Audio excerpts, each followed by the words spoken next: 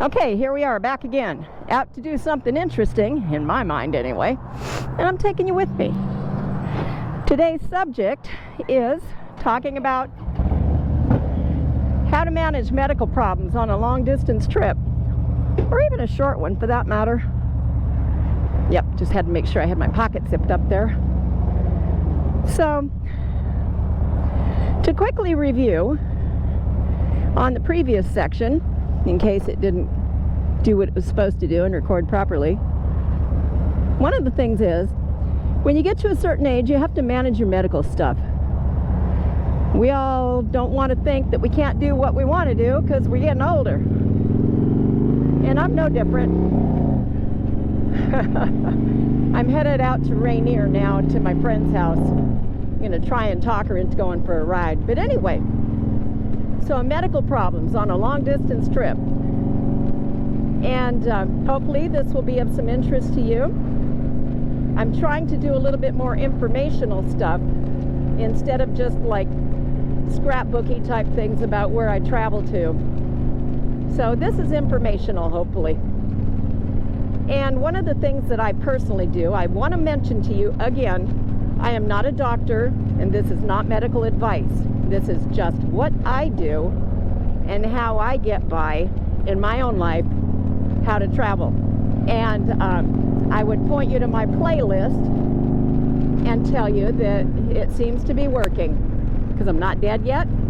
Done a couple of cross countries in the last few years and I ride a lot. But anyway, first thing you do is you go to your doctor for a checkup.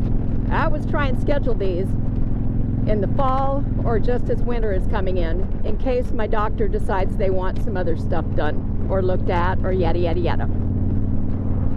Because riding opportunities in the PNW are not as good in the winter. You can still ride, you just have to be more selective and better prepared. So anyway, I go for my yearly checkup, get that done, do the follow-ups. And sometimes it's a pain in the butt getting those follow-ups scheduled. As you probably know, if you'd had to have any medical stuff dealt with. I messed up my knee before I took my trip to Florida this last year, and it took me 6 months to get an MRI, I kid you not. Of course, by this point in time, the knee is all healed. I did my physical therapy and all that kind of stuff, did my home exercises, and knee is all better. But it's just an example that you have to take care of your own stuff. You have to be your own medical advocate. And if your doctor tells you, well, maybe you shouldn't be doing that at your age, in my position, I chose to find another doctor. But again, that's up to you. So the first thing I told you, the second thing is, if you are contemplating a long trip, planning is the key. I always make sure that I have my medications packed. Prescription medications are more particular. I'm very careful to be sure I have enough of those and extra. I usually take, depending on how long I'm going to be gone, I take about 10 or 15 days worth of extra meds. Again, the other thing is you can always find a pharmacy, but it's easier not to have to deal with that. The third thing is in addition to the second thing, if you take over-the-counter medications, you don't have to burden yourself with taking enough of those to get through your entire trip if it's going to be a long one, because you can stop at a pharmacy anywhere and pick up over-the-counter medication. And let's see, now we are on item 3. Yeah, now we're on item 3. Item 3 talks about safety and preparedness. One of the things I did this last trip was I turned on tracking on Google Maps, and that allowed my kids to know where I was, because I'm not always that good at the end of a long day about checking in with a bunch of people. So I had three people that I had tracking on for, and as a matter of fact, that was pretty invaluable because I did have some long tired days because it was hot and windy and yada yada. But my buddy Paco Pete, shout out to him, best hit crew ever, he was so wonderful. He was already in Florida ahead of me, so I was hurrying there to meet him because I knew he wasn't feeling well. But he was feeling well enough to set me up with some some motel choices on the way on the road, which was amazingly helpful. He also, being a lot more finicky than I am, did the pre-screening. Well, let me check the crime ratio in that neighborhood and all this kind of stuff. And the only times I wound up in sketchy motels were the times that Pete wasn't available to find me a room.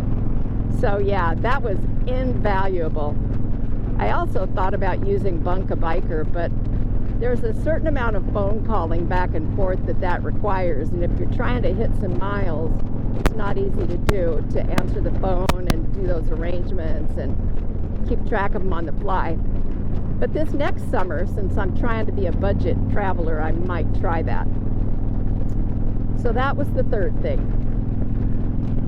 So that was 2 sub things under the third thing. Okay? Okay. Yeah, it was kind of funny because I was out on Tarpon Springs on a boat in the middle of the water. Got a text message from somebody. Why does your phone show you in the middle of the water and I know you're on a motorcycle and there's no bridge there? It was so funny. Yeah. Anyway, yeah. No, nobody was getting rid of the body. The next thing that I like to do is I like to be very deliberate about the clothing I take and the things that I pack with me. I always pretty much wear the same things when I'm riding. Today I've got this really nice heavy jacket on, and it's not per se a riding jacket, but it does have heated elements in it, so it's pretty nice. And I did take it cross country with me, and it was amazing because you know, it heats up. I also have heated grips, which is pretty cool. So pre-planning is a big deal. The other part of my pre-planning and the thing that I wear every day is I have a set of, I think they're called Street to Steel Moto leggings. And I saw these, I believe, on Her Two Wheels channel. But anyway, I did the research, and my daughter-in-law picked up a pair, totally unrelated, and gave them to me because they were too short for her. But anyway, they are aramid lined down to the shins, which aramid is a generic name for Kevlar, and they are the only pants on the market that I know of personally that are not just butt and knee and thigh padded with Kevlar aramid stuff. They also come with pockets so you can put those pads in, but I don't like those because they make it really uncomfortable to ride. And I think that an uncomfortable rider is not a good rider. So I will alter my personal setup to be comfortable. So let's see, that's been 4 things. Also, as an older rider, one of the things that I like to do is I like to be very realistic with myself about my personal limits of how far I can get in a day. You know, and that's a combination of looking at the terrain you're going to be going over, assessing how tired you are, how long have you been on the road. Don't forget that you're going to need to drink some water. No matter how cold it is out, you should have some fluids on board. I usually keep some water in my saddlebag and some snackage. Matter of fact, I just got gas and I stopped and got a soda pop, which is not really water, but it'll do for today. And some ding-dongs. But yeah, so it's important to keep yourself hydrated and fed and rested. When you stop for the night, get your rest. Don't sit up all night playing on social media. Post if you want to, you know, post something. As a solo traveler, I don't tend to post where I'm at until I'm leaving. And that's just because that's my personal safety thing. Again, I'm not telling you what to do for your own self to keep yourself safe and healthy on the road. These are just things that I do. The other big deal is The very first thing I do when I'm contemplating a road trip, even before the doctor, I go to my mechanics, tell them where I'm going to go, and after they're done laughing at me, ask them, what do we need to do to the bike? And we talk about what to do and get it scheduled, because I have never had this bike let me down. I mean, you know, one year a mirror got loosened and I tightened it back up. I changed a key fob batteries a couple times, which is a whole different issue I'll tell you about some other time. What other things have happened on the bike? I can't really think of anything. I mean, I've had pretty amazing luck. I went all the way to Florida and it didn't leak a drop or burn a drop of oil. It got pretty filthy. All of the mechanics were not pleased about how filthy my bike was, but I honestly thought that I would hit some rain so I wouldn't need to wash it. But on that last cross-country trip, I didn't hit any rain, so no need to wash it. Yeah. Well, I guess I did need to wash it. My bad. Yeah, so that's 4 really important things.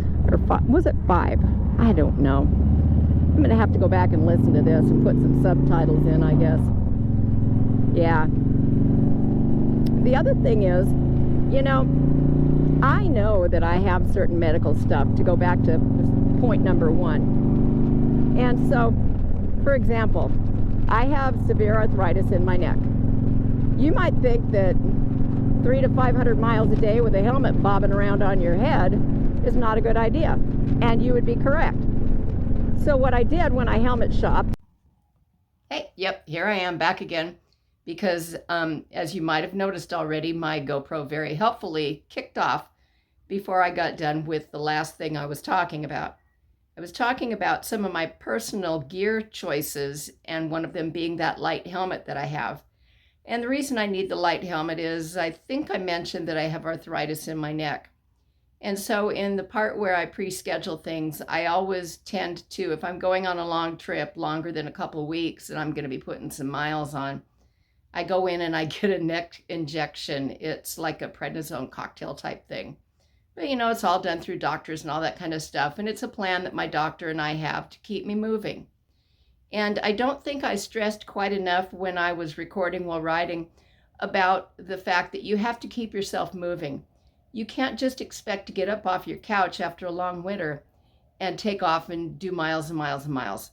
Well, I mean, probably some people do, but me personally, I don't do that. I like to try to keep active on a daily basis. I go out and I do things and I keep moving, so it's a lot easier to have the endurance to put some miles on. So a body in motion stays in motion. I'm a big believer in that. I'm also a big believer in the part where you're a positive thinker. I get up every morning and I tell myself I can do the things I need to do every day. And it doesn't matter what I'm doing every day. I get up and I tell myself I can do these things, and I try to make it happen. And I hope that works for you too. But anyway, I've told you these things that are working for me. And if you have any questions, leave me a comment below. And if you don't want to leave me a comment, you can find me on social media or Discord or, you know, any one of those platforms and send me a message. Sorry about this shaky camera work here. It's hard to do this all solo. But anyway, yeah, if you haven't done so yet, please hit the subscribe and hit that thumbs up button and share with your friends. Okay? Okay. I'll see you next week.